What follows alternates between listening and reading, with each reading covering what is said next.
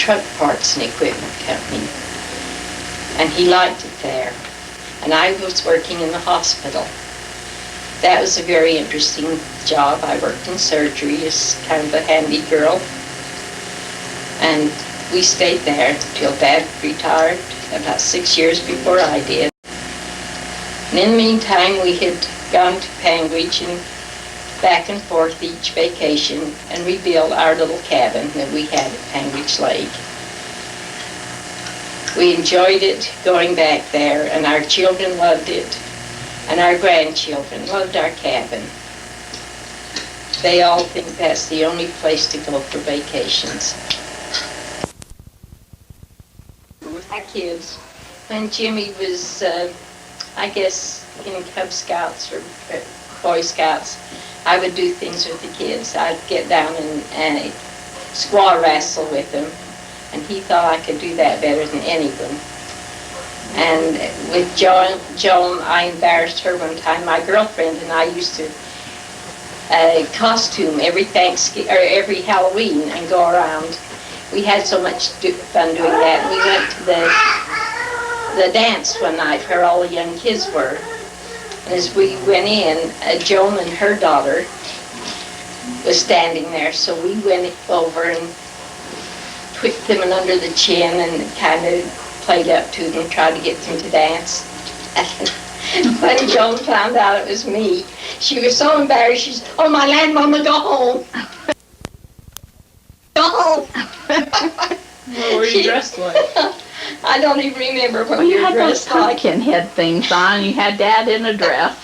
Well, then this was another year that we had Dad in the dress. Another year, Wood couldn't stand it. Merle and I had so much fun every year. And Woodrow just couldn't stand it. He says, "I'm going with you." So we put him in a big, long, formal dress I had, and put tinfoil over his shoes and this crazy wig on him and a mask. And we went around to everybody's house, all of our friends. We'd just go in. We wouldn't say a word. We'd just go in and sit and look at them. And they would, talk about as many things as they could think to talk about until it got so embarrassing for them they couldn't stand it. And then we'd have to laugh. That would tell people who we were. But we had a lot of fun. And Bill, when he was young, he was kind of an obstinate kid. He kind of wanted to do things himself. And one night we had to go to a church meeting, and so I called the kids. Bill and Dottie was out in the backyard playing, and I called them in, and she came in, and I said, "Well, where's Bill?" She said, "I don't know." Well, we hunted and called and called. And finally I said, "Dottie, where did you see Bill? When did he leave you?" And when it got dark and we had missed our meeting, she started crying. She said, "Mama, Billy ran away. He had put some dry bread in his little knapsack and he decided to run away. If he'd been mad at us, it'd have been different, but he wasn't. He just decided." How old was he? He was about 9 or 10, I guess. And so then we started to look for him. And we looked and looked and got Uncle Reed and everybody out looking for Bill. And somebody said, "Are you sure he isn't home?" And I said, "No, he isn't." But something just told me to go home and check. So I went home, and there he was in bed. And it was 10 o'clock at night. And I said, "Where have you been?" And he said, "Oh, I went up to the rocking chair or someplace they had up in the canyon that these kids would go to."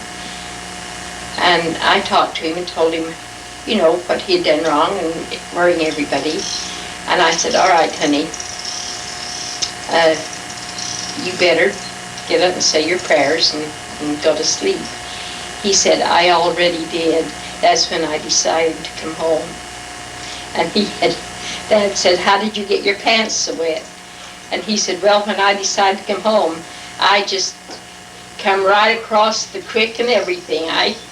It was, 9 o'clock at night, and there he and his dog had gone up there, but I think he got frightened and decided home was pretty good." And Ollie, she loved to ride horses. That was her big thing. And she was boy crazy from the time she was 5 Tell about her and Craig and the chickens. Oh yeah, she and the little boy across the street, they each had a dog and they would play together. And they went down through the lots to the neighbors, and they had chickens, quite a few chickens in a coop down there. And the kids put their dogs in the coop with the chickens and killed about 30 chickens that we had to pay for. And they set a little shed on fire, so they did plenty of it. Miss BB gun. Jim was a real good boy all his life. He never back-talked to me. He was just a real good little boy. But he got a BB gun for Christmas one year. He and Dirk, his little boyfriend, and they could go out in the backyard and shoot BBs, but they wanted to go down to Jerry Worden's farm one day. And I said yes, they could. But anyway, they stopped over by the schoolhouse, and there were some older boys there, and they started to shoot the windows out of the schoolhouse. And the sheriff was our neighbor, lived across the street from us. And he came over one day and he said, Veda, I just can't believe it, because he lived right by both of us and Dirk's parents. He says, I can't believe it, but there's been some windows broken over in the schoolhouse, and everything just looks like it was Dirk and Jim. He said, I just can't believe it, those are such good boys. But it was Dirk and Jim and Jerry Worden. And So what happened to the BB gun? the BB gun got broken into and put in the garbage, and we never had another BB gun in our family. But Jimmy had to go in front of the juvenile judge. And I think that was the best thing that ever happened to Jimmy, because he talked to him and told him, this won't go on your record, Jim, but if you ever have to come again, it'll go on your record, and you'll have that on your record the rest of your life. And Jim was a real good kid. He didn't even want to drive the car before he got a license down to the pasture to milk the cows, because if he got picked up, that would go on his record. He was just a real good kid. Easy to get along with all his life. What about Mom? You have a good story.